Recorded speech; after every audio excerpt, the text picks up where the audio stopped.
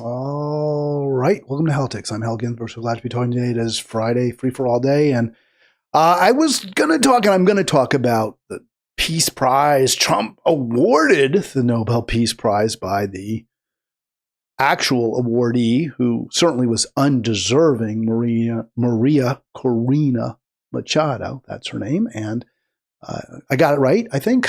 We'll talk about that, but I really want to lead with a story. This is very, very upsetting. What I just read happened I don't know that it just happened. I just read that at a high school in Montgomery County, Maryland, where I live, there was Islamophobic, anti-Muslim graffiti, anti-Palestine graffiti, and it's really ugly. And I just hope I'm going to give the school district, the school system, the Montgomery County Public School System, which I think did a good job, really good job educating my kids. I'm really pleased with the education they got. Didn't have to be on obviously my taxes for it, as it should be. They did a great job. So I have some positive, still positive, a lot of negative stuff too about the schools, but some real positive feeling. But they have got to come out and condemn this. They have got to come out. Montgomery County Public Schools has got to convene some kind of task force and discuss what we're going to do about Islamophobia in the schools, and have speakers come from CARE, Council on Arab Islamic Relations, to talk to kids. And also they need to draw a direct line between the crimes that Israel is committing and the rise in Islamophobia, and also the response by Muslims, and specifically Palestinian Muslims and other Palestinians who aren't Muslim, to Israel is driven by the cruelty that Israel is responsible for. That is what the school district must do. What I'm really concerned about now, you can see this was posted just a few minutes, actually started a little late this morning, and in part because I saw this story just as I was getting ready to start the program. So Walt Whitman High School, I don't know, it's 4 or 5 miles, very close to my house, maybe a little further than that, not quite sure the exact distance, but I biked there many times. It's not that far. Maybe it's a 15, 20-minute bike ride. So this is extremely, extremely upsetting. And they put a little black square over the F word that apparently was observed when the students came to the school and they saw this posted or pasted, or I guess not pasted, but spray painted on a wall of the school. And not really clear how they did that with the blue on either side, but they showed that. And it's actually says F Muslims and spelled incorrectly. I think they spelled it M-U, who knows, nuke Palestine or Palestine, and there's a Jewish star, a Star of David there right next to it. So this is really the ugliest stuff. And my understanding is, well, it's not my understanding, but as I started the program, there was no response, at least online, nothing reported that any Montgomery County Public School officer, official, any Walt Whitman employee, staff member, there was no statement issued, no condemnation. Now you see here that the Muslim Council condemned the violent hate graffiti. But so far as I know, and unless something's happened since we started the live stream a few minutes ago, or possibly there was a statement issued or announced that hadn't yet made it into the media before I started the program.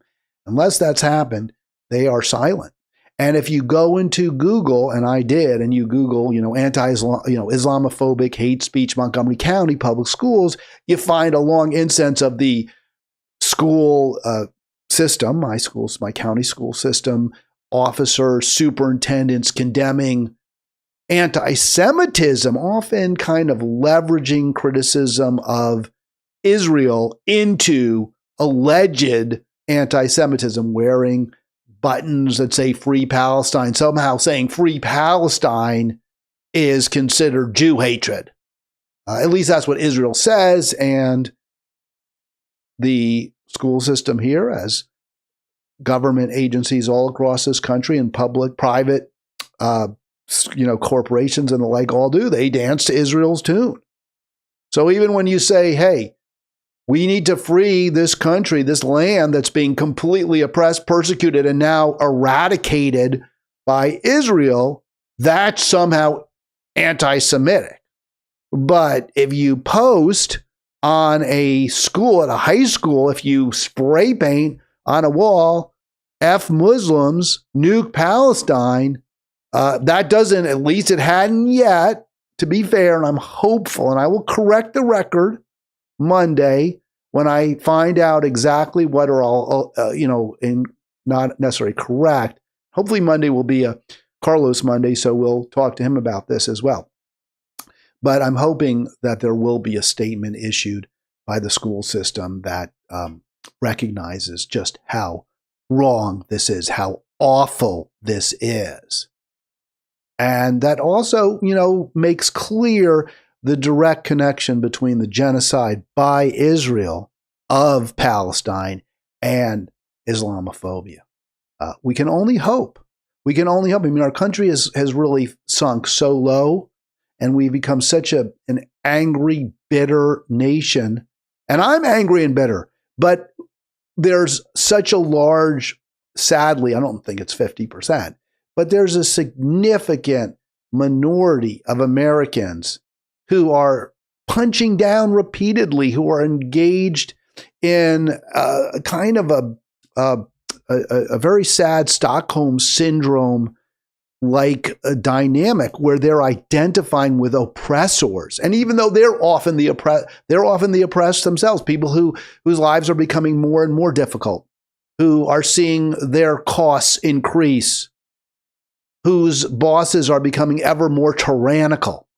And yet many of those people, rather than blame the billionaire class, rather than blame the elites, are blaming immigrants, are blaming Muslims, are blaming even perhaps, and we see, I couldn't, I'm not saying they're exactly saying our lives are worse because of protesters because of the Iranian government, but there's just an unwillingness among many Americans, shall we say, to look at our leadership class and blame them and attribute to them the problems that they are causing. And that's very, very, very unfortunate. Instead, many of us are blaming, we're kicking down, we're blaming those who are even less fortunate than we are. And I don't know how to deal with that. I mean, I think that's just human nature. And there's a benefit too, because if you're really, really good at it, if you can post videos on YouTube that that fabricate stories about already persecuted, already oppressed, or just simply poor communities, if you can come up with some story that sounds kind of good, that they're the real crooks and they're the real thieves out there, the people living in those, barely, habitable apartments, rundown houses, being taken advantage of by landlords and employees. If you can somehow say, well, they're the real problem, you could get millions of hits on social media. You could find yourself, a star on Fox.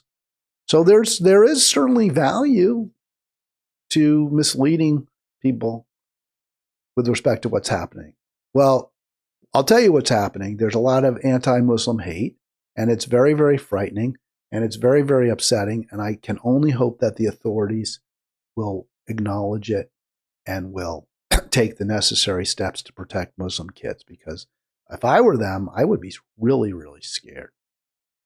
All right, here's a story. I'm going to move on. I mean, I'd love to talk to you about this. If you want to join me, please do. You want to talk about any story, really. It's a free-for-all, anything you want to talk about. But if you want to talk about anti-Muslim hate, please call in 240-242-5646, your reaction to the Islamophobic graffiti, which, by the way, to me, is far worse than much of what we've seen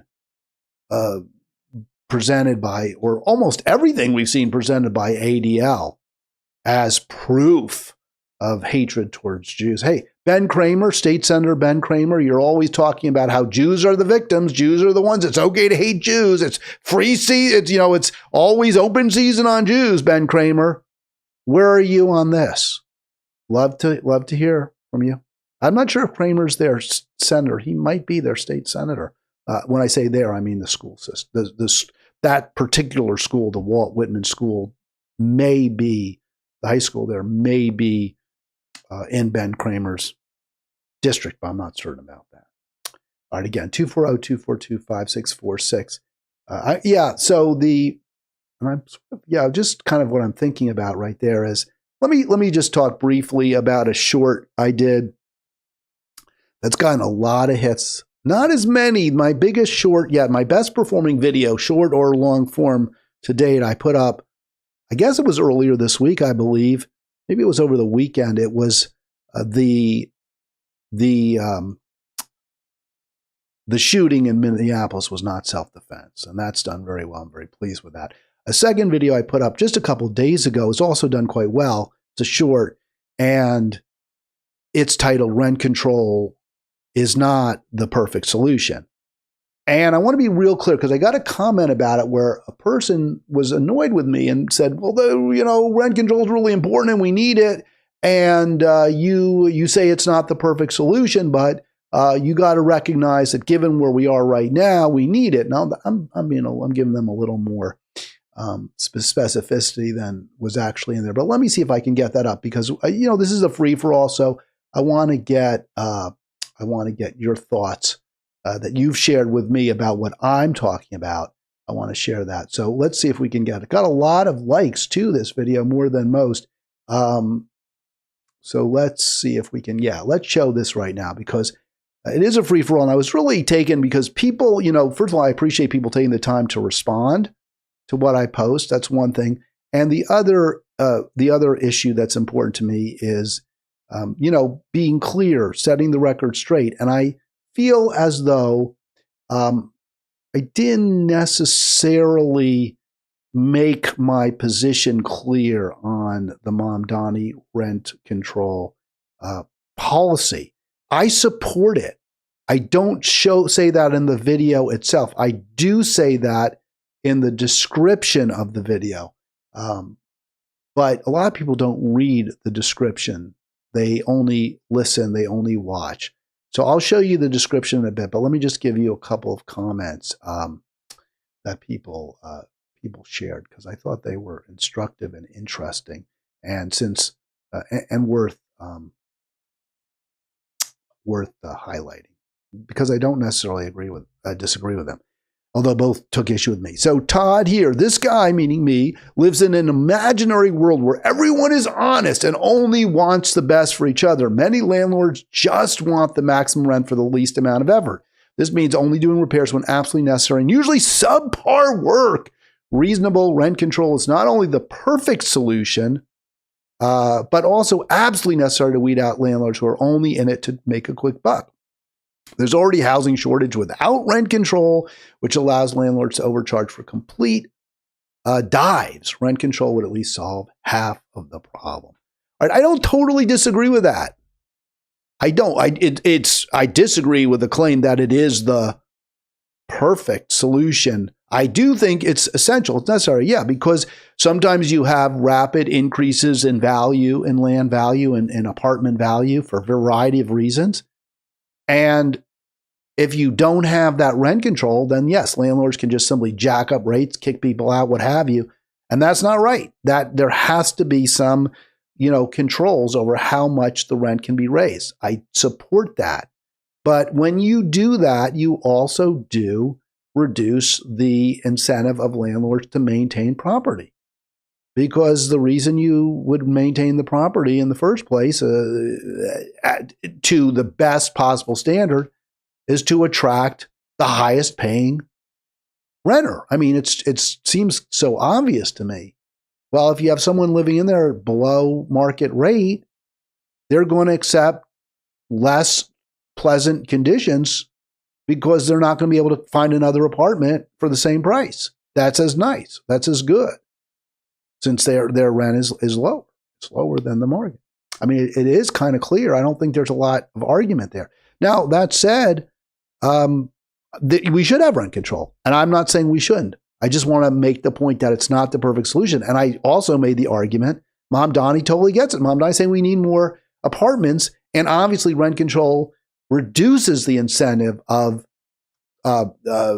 people to buy or build apartments, to manage apartments. It reduces your incentive because it reduces your ability to maximize the return on the investment. You can't get as much on your investment, so you won't be as inclined to buy an apartment building or to build an apartment building or to renovate an apartment building. And Mom Donnie totally understands that, totally gets that. That's why he's committing all sorts of taxpayer funds to doing just that. And he's right to do it. But I just want to be clear. I don't oppose rent control. I think it's necessary, but it's far from perfect. And then McTwisty says there's no perfect solution. If you had to choose, then advantage the poorer. Maybe landlords will stop. I agree with that as well. But the problem with the sell-up argument is you sell, the person who's going to buy is going to look for every way possible to get the tenants out. So there's less likely to be more housing available. That said, yes, I'm not opposed to it. I want to be real clear. I'm not only not opposed to rent control, I do support rent control. But we have to recognize you need countervailing policies because of I say countervailing, that countervail, that counter the tendency to see reduced supply of rentals if you cap or put some sort of a cap on the rent. You're going to see reduction in supply. So you have to have some sort of countervailing policy. And again, Mom Donnie, very bright guy. He understands. No question about it. All right, 240-242-5646 if you have a reaction to that. 240-242, what did I say? 5646. And I'm looking at that. It looks like that even though I put in a description, I guess the shorts don't always show people the description. So that's another problem there. When you look at that video, you don't see me saying, yeah, rent control is essential. It's just insufficient, and it's not a perfect solution. Machado, Maria Corina Machado. By the way, isn't that a pretty name? I have to say that the Hispanic names that often roll off your tongue, and they're very poetic sounding. There's a certain rhyme to them. So Maria Corina Machado has presented her Nobel Peace Prize to Donald Trump. And of course, and unsurprisingly, the response in Norway, and I think around the world, is incredulity. Now, there's incredulity. I think that's how you pronounce it. Incredulity. I think it's incredulity. Incredulous. I mean, there's such a thing as incredulousness, but incredulity. First of all, it's not like when you are awarded a prize, it's like somebody gives you a car, right? If someone gave her a car, let's say I think you get like a lot of money. I think the Nobel Peace Prize comes with like $500,000 or some big amount like that. So that money, she can give it to anybody, right? Here's my money. It's my money. I won this prize, and the money is part of the prize. So it's my money. I can spend it. I can do whatever I like with it. Yes. But the award itself, I mean, the Academy Award, you get that Oscar, right? I think. Do they actually give you an Oscar? I think they do. I don't know. I've never won one. I haven't been to I know somebody who was at an Oscars. That's really cool. And if they're watching, I think they know who they are. Give me a call, 240-242-5646. Actually, no more than one person who won an Oscar. But I think the other person, or who was I don't think they won, but they were nominated. I know a person was nominated, or at least the movie they produced was, and I think they were there. And I also, a couple people. And I know somebody who was actually, part of the awards staff. So they were there too. I think that person is more likely to be watching. If they are, please call in. I think you know who you are, 240-242-5646. And hey, if you were nominated and you're watching, even better, call in. 240-242-5646. Would love to talk to you about that. But yeah, you get an Oscar, you get that gold and I think it's bronze, right? Or I don't know what the hell they make it out of. You get that statuette. You can give it to somebody. It's yours. But that doesn't mean they actually won the award.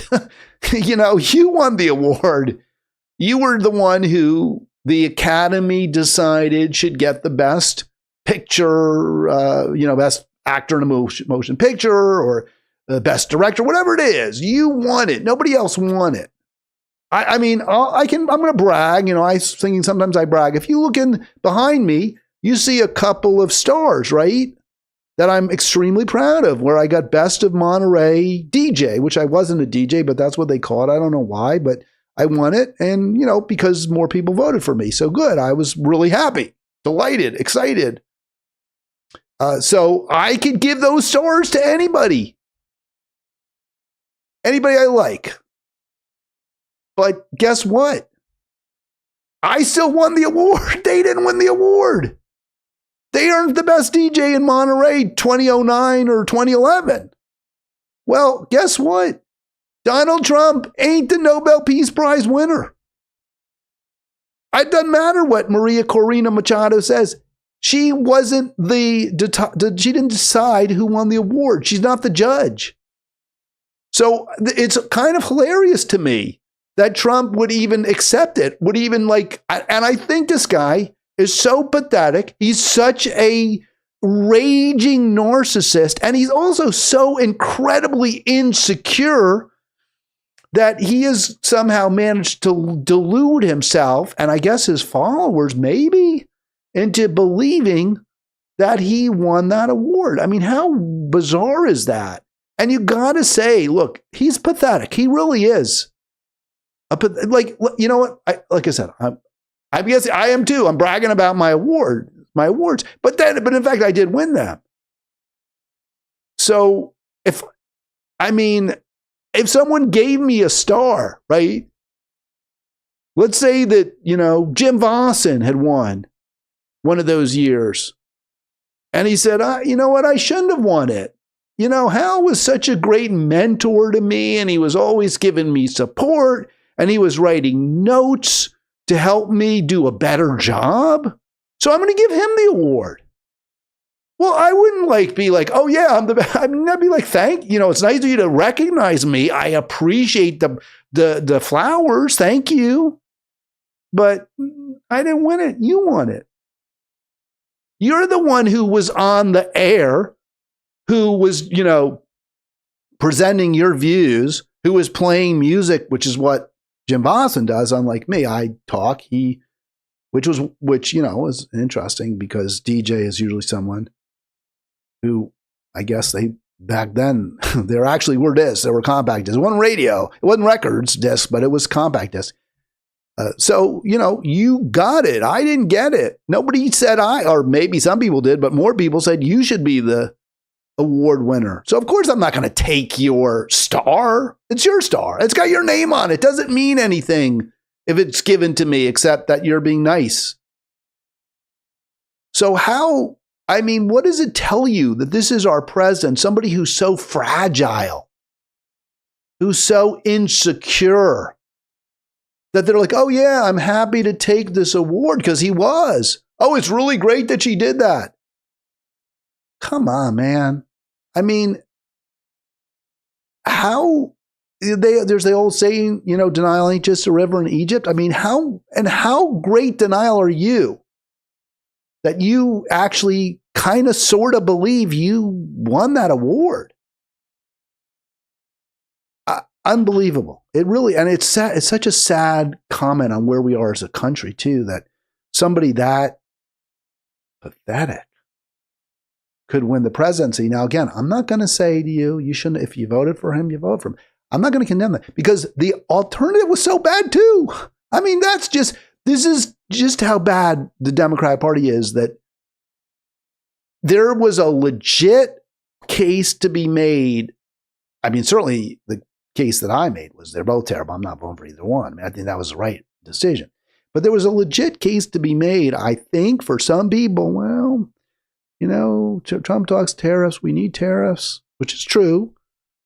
Maybe Trump really will try to stop the war with Ukraine or the war between Russia and Ukraine. He says he will. I mean, that wasn't completely out of line to sort of take him at that.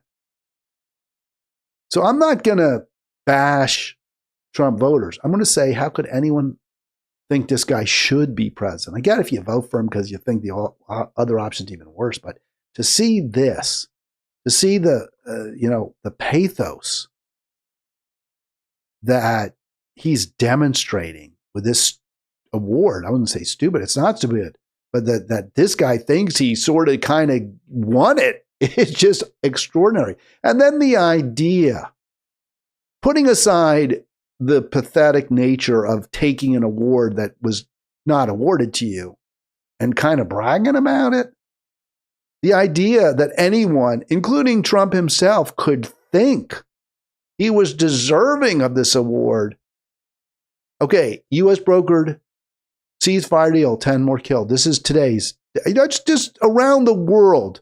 Your Peace Prize, your Nobel Peace Prize winner, his closest ally just killed 10 more Palestinians during the ceasefire that he brokered, and he's not going to say a word about it. Yeah, that's real peace you promoted. Congrats, Trump. You think, well, maybe if it's just one, right? Just one example. How it's a big, bad world out there. So you're saying Israel, is doing bad things. We get it, but come on. I mean, if the rest of the world is doing really well and we're all, loving each other up, then, well, maybe Trump kind of sort of does deserve that award. Yeah. Except, are we really loving each other up? Pentagon orders. This is today from Democracy Now! Pentagon orders carrier strike group to Middle East as Trump threatens to attack Iran. Yeah, there's your Peace Prize winner. U.S. seizes another oil tanker from Venezuela.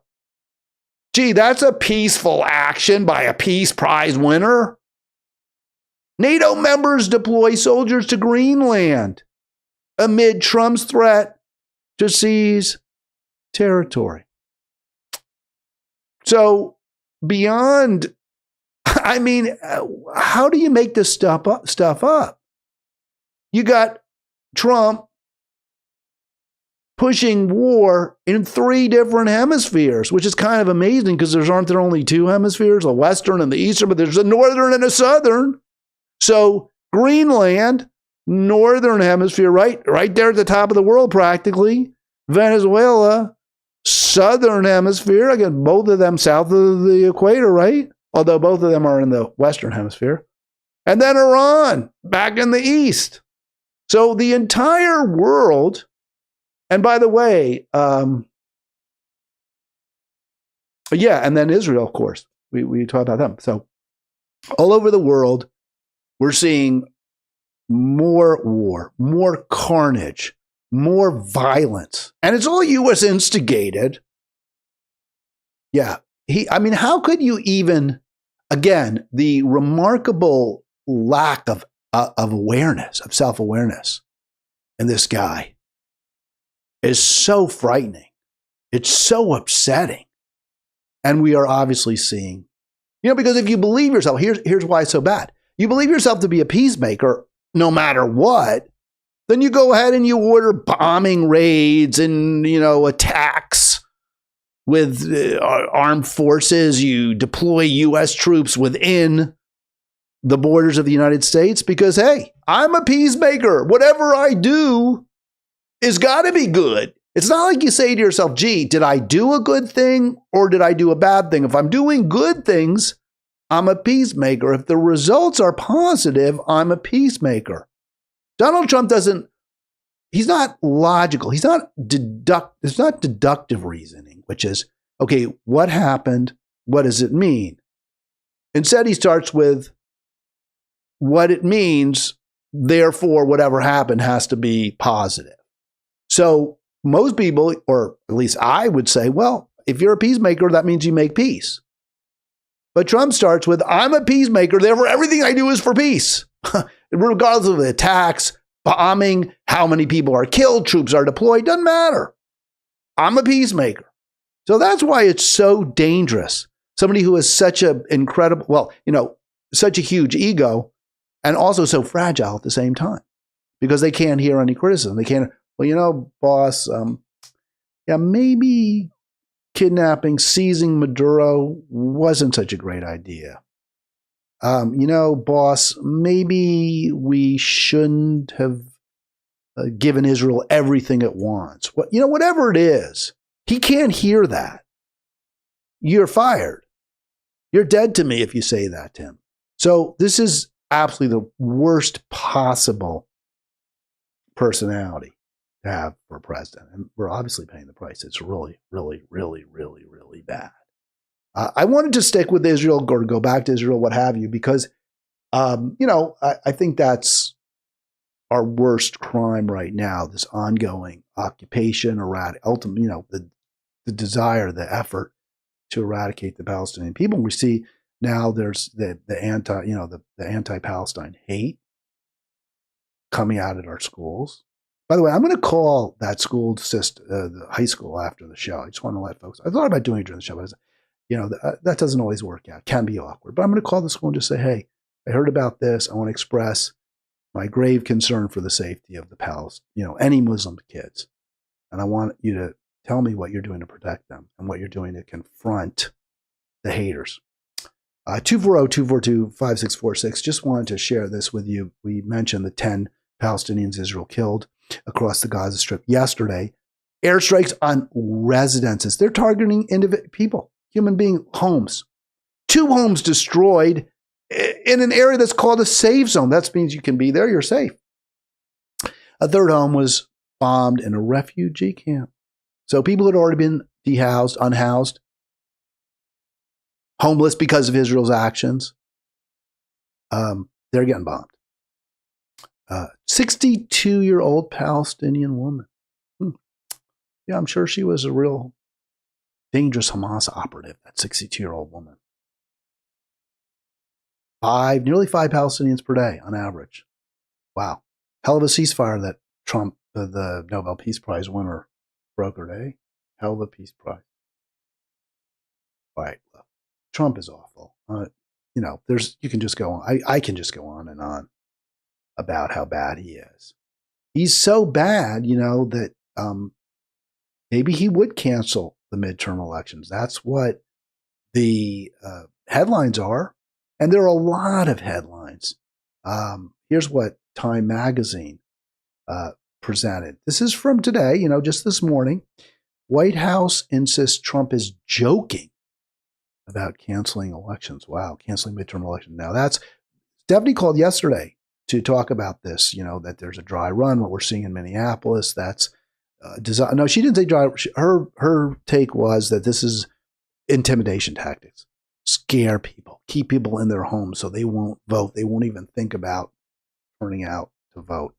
And I didn't share that view. And I made the point, I think what Trump is doing is actually increasing the anger towards him, increasing the desperation that so many have to get him out of office. We're so, I don't want to say shell shocked, because that's when you go, you crawl into your little shell and you don't break out of it. But we're so desperate for something different that I think many of us will vote for a Democrat. I mean, it's just that bad. We're seeing more people registering as Democrats now. So Trump has managed to say to people, hey, I'm even worse than the Democrats, and to people who aren't dyed in the wool blue, any vote for any blue will do kind of Democrat. He's really making a very strong case to those of us who recognize how bad the Democrats are. Yeah, they're bad. They suck. A lot of them are pro-genocide, and they're corporatist, and they're pro-military, and they're all those things. But God, look at this guy, Trump. I mean, he's really bad. So I think that's what Trump is doing, and I think that he's making it more likely that more people will try to vote against his party. But what I think the real or a better or a, let me say it this way, what I fear more, not saying Stephanie's wrong and I'm right or anything like that, what I fear more is, something like where Trump really does, stop elections, somehow figures out a way to keep them from happening, especially if the polls are really, really grim for Republicans. Not because he likes the Republicans in particular, but because his power largely goes away if Democrats are elected, and also he probably will be impeached. Maybe be impeached. I don't know. I'm not so sure about that. So it is very reasonable, I believe, to fear that happening. And those headlines are very, very scary. Here's another one.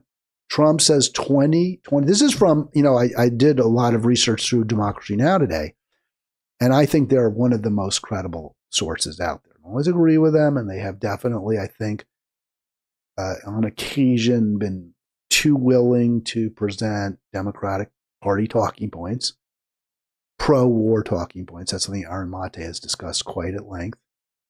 When he was on Democracy Now! For a while, he talked about false flag operations in Syria, where he claims that Bashar al-Assad was gassing his own people, and this was just taken as true.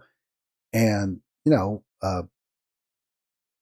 Aaron Mate pointed out there were inconsistencies in the story. It didn't make a lot of sense. It wasn't logical that it would be true, and the proof was far from conclusive. The evidence was far from conclusive, and he made the point that that was not what Amy Goodman and the producers at Democracy Now! Want to hear, and he was basically frozen out. Time has shown that he was probably right. We don't know for certain who gassed the Syrian people in those attacks that were attributed to Assad, but the evidence has become less rather than less strong, that it was, in fact, the now deposed, I guess, killed leader of Syria. I'm not sure where he is. Assad dead? I don't even know. All right, Democracy Now! Trump says 2026 midterm election should be canceled. Very scary. And before I get into the story just a little longer, I'm going to look and see if Bashar al-Assad was killed, because, he shouldn't be. We shouldn't be killing these people unless we have real trials. He's still alive. I don't know where he is. I can't look and find out right now. I don't really care, but he's not dead. He fled the country. I don't know what happened to him. So canceling the midterms. Caroline Leavitt, White House spokesperson. I mean, I was like, did he really say that? But here's the White House spokesperson, Caroline Leavitt, basically confirming that report. I guess we should be really, really frightened that Trump is definitely planning to cancel the midterm. Now, she says, no. He's only joking. You know what a great sense of humor Trump has. President Trump has talked twice in recent days, once at the Kennedy Center and then to Reuters again last night, about canceling the election. Why is he talking about this? I believe you're referring to the president's interview at Reuters last night. I was in that interview. It was a closed-door interview. Obviously, there was not audio or video. The president was simply joking. He was saying, we're doing such a great job. We're doing everything the American people thought. Maybe we should just keep rolling. But he was speaking facetiously. All right. So basically what Caroline Leavitt is saying is he said it, but he didn't really mean it.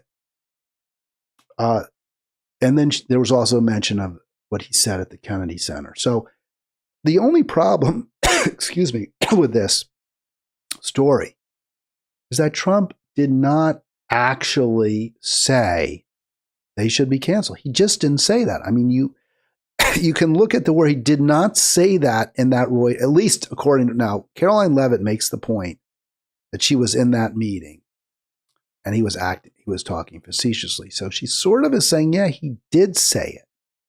But the report from Reuters, and I gotta believe that reporter, was writing down everything, was transcribing, was taking shorthand or what have you, getting every word right.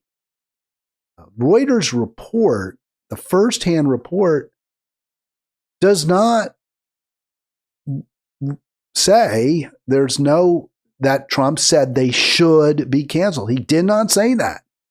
He just didn't. Now, you want to read that into it? I don't think you can.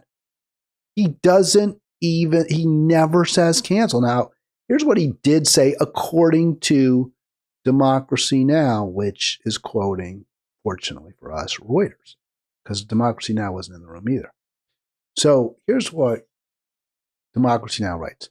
President Trump has once again said that the 2026 midterm elections should be canceled because he expects his party to lose. Well, what Reuters actually reported, Trump saying, is when you think of it, we shouldn't even have an election. That's not threatening to cancel.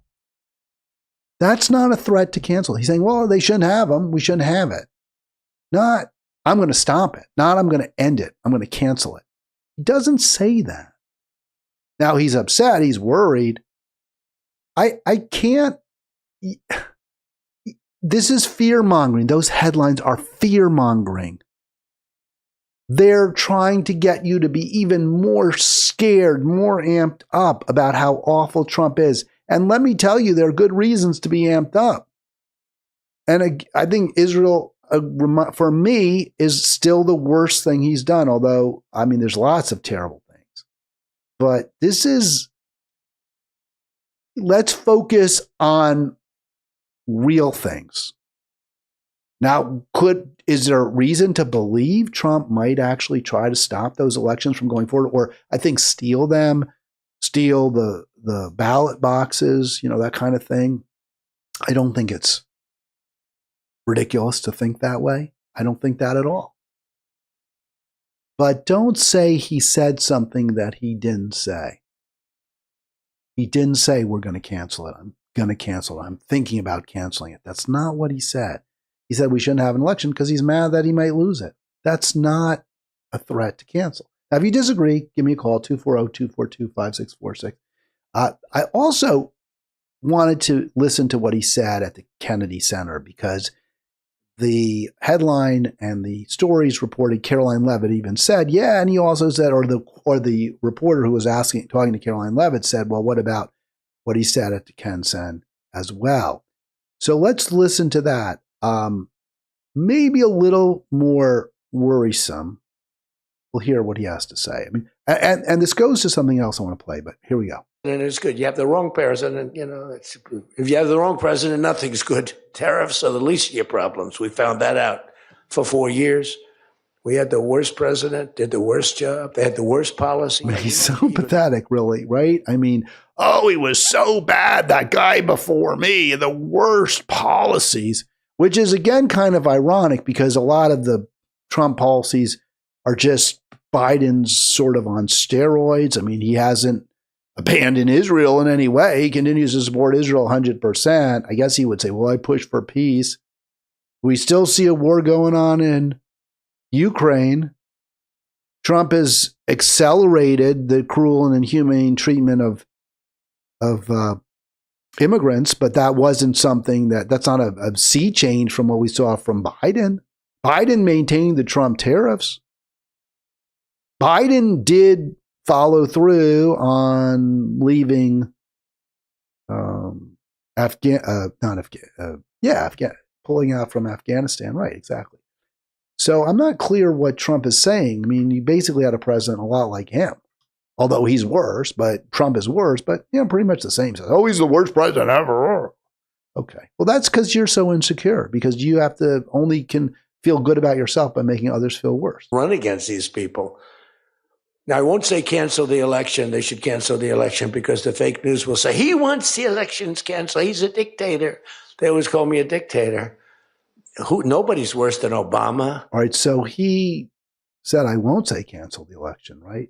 I mean, he didn't say, he said, I won't say it. So he's not saying it, actually. So, he's saying, I won't say it. Off by $39 billion. Oh, it's just unfortunate. Is that good or bad? Meaning, if you have the wrong president, nothing's good. Tariffs are the least of your problems. We found that out for 4 years. We had the worst president, did the worst job. They had the worst policy. We have to even run against these people. Now, I won't say cancel the election. They should cancel the election because the fake news will say he wants the elections canceled. He's a dictator. I'm going to stop it. Look, it's scary. I don't like that. I think it's worrisome. He raises the idea. He raises the notion. But he doesn't actually say they should be canceled. So I think our media needs to do a better job, because when you get something like that wrong, it's very easy to dismiss them completely and say, they know what the hell they're talking about. And they always lie and they have Trump derangement syndrome, and Trump is so bad. Why do you don't need to trump stuff up against him? But a lot of the reason that the media doesn't talk about the worst things that Trump does is because they don't really have a problem with it. Seizing Venezuelan oil, that's good for American oil companies, which spread money around like fertilizer, like manure, to American media. You read the New York Times. I mean, putting aside Fox News, you read the New York Times, and there's always going to be some, public interest statement from ExxonMobil or the American Petroleum Institute or something like that. CNN, they're always playing public service announcements from big oil. So the media is captured by the same forces that are benefiting from Trump's terrible policies. Under those circumstances, right, the Lockheed Martins, all the defense contractors, Trump just put in a record-breaking, enormous Pentagon budget. They don't want to talk about those aspects of the Trump presidency. So yeah, let's say he wants to cancel the election, which isn't completely absurd, but the way they're presenting it just is dishonest. And the reason, again, is because the worst things that Trump is doing right now are often supported by the corporate media is comfortable with those terrible things that Trump is doing. 240-242-5646. I had on Monday's show retired Assistant U.S. Attorney Steve Snyder, and I think he's a really great guest. He's super knowledgeable. He provides really, I think, very relatable discussion on the law and how the shooting by the ICE agent, the killing of Renee Nicole Good. And by the way, 3 or 4 bullets now they recovered. That's how many bullets they had to pump into her, those thugs. Steve did a great job, I think, breaking it all down. And I agree with him on most things. I don't share his view on Trump's efficacy, Trump's skill, shall we say, as a politician. I don't think I think he's pretty weak as a politician. But I wanted to share a thought that another viewer of the video had of that, where they said that what Steve said about Trump as a politician, that he is a particularly skilled, a particularly talented politician, really resonated with them. And this is something we need to bear in mind. I just don't see that. I'm sorry. I think the fact that he wins, Trump wins elections, is not a reflection of him as some kind of political savant. I think Obama was a particularly good politician, particularly effective, as was Bill Clinton.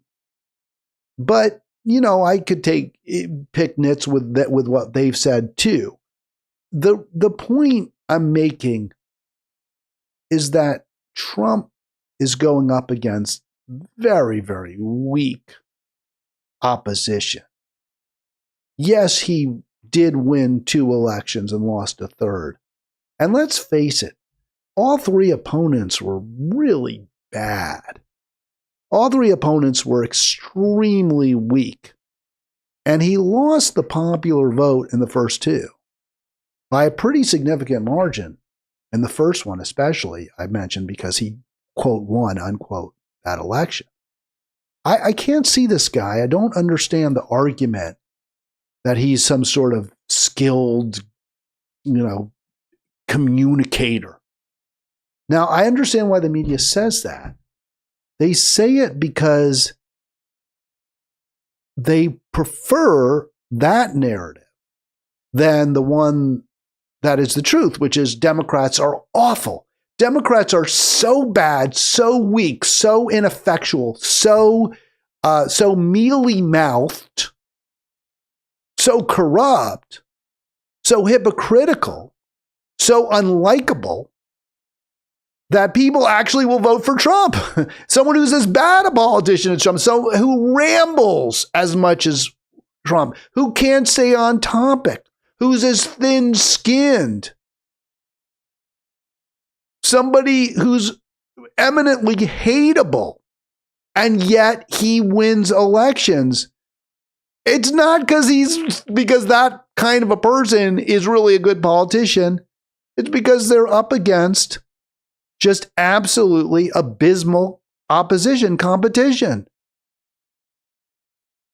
It's kind of like when it's like the high school JV is going up against a middle school team, right? Would you say the high school JV, the 7th and 8th graders, they're in high school, right? So the 10th, 11th graders on the high school JV team, and they crush the 7th and 8th grade team? Would you say, that JV, what a great football team, man. Look at them. They ran up the score. And let's say that high school JV team wins by like a field goal, right? In closing minutes. And there are questions about the reffing and some bad calls, but they still managed to eke it out on a couple times and lose once, twice. Once they also lose once. They win twice. Kind of disputed win. Would you say that by beating a middle school team, the high school JV proved what a great, talented collection of athletes they are? Would you say, well, of course. If 14, 15, 16-year-olds go up on a football field against 11 and 12-year-olds, they're going to win. That's what it was. Basically, the Democrats put up the equivalent of a middle school team. And that's how Trump won, not because he's anything but a boor, but a liar, but a penny ante crook. That's where we are as a country. I can only hope we figure it out. I'm not optimistic. Have a great weekend. Hoping we'll have a Carlos Monday.